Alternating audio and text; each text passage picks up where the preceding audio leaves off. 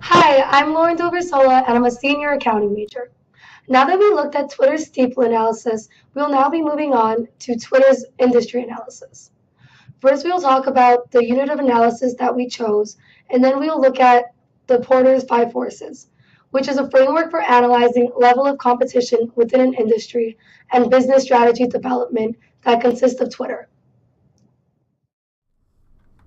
Twitter's unit of analysis is as an internet social media company because they currently generate close to 89% of all revenue from internet advertising. Looking at Twitter's key economic indicators, Twitter's vertical integration is towards embracing the role of being an alternative for companies to provide customer service. New features are being added that make it easier for users to understand how to contact a brand when they need assistance. The issue with Twitter is their business model is extremely weak.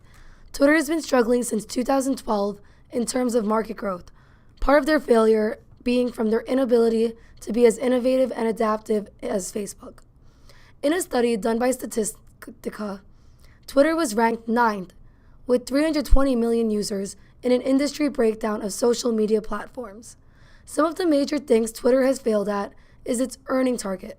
Their daily active users has actually increased by 7% in 2016, but they need to figure out how to monetize their product.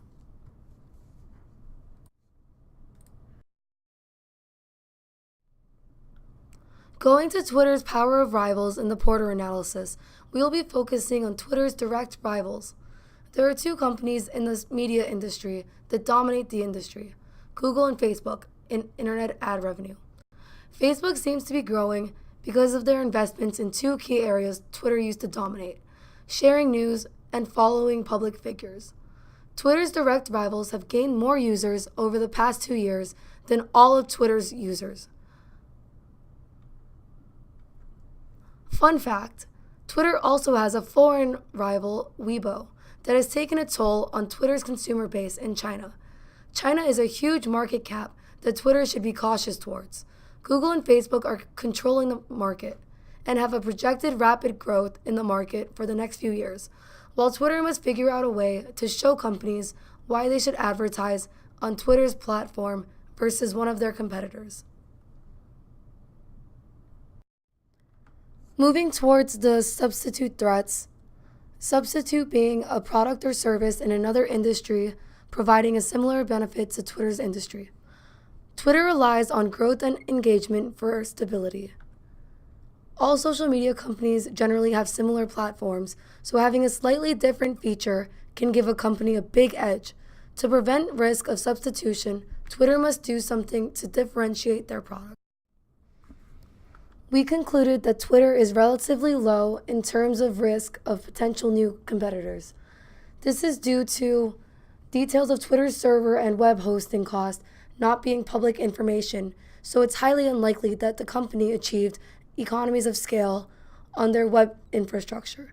Due to their vast web traffic, the company is likely able to have deals with the server, web hosting, and other internet vendors for quantity discounts. Highly unlikely that potential competitors would be able to strike such deals due to their traffic not being nearly as high as Twitter's when launching.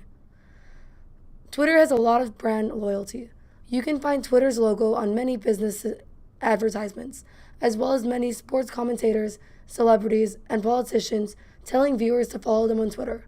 This is free advertisement, and as a result, it would be extremely tough for a competitor to take Twitter users away. Twitter's brand loyalty is solid. In 2012, Twitter went public with a market cap of over 21B. Due to being a public company, Twitter is able to access cheap funds and finance research and development expenses. There is more money available for investing in infrastructure and mobile applications. These are just a few reasons as to why Twitter is able to manage the risk of new entrants when entering into this industry.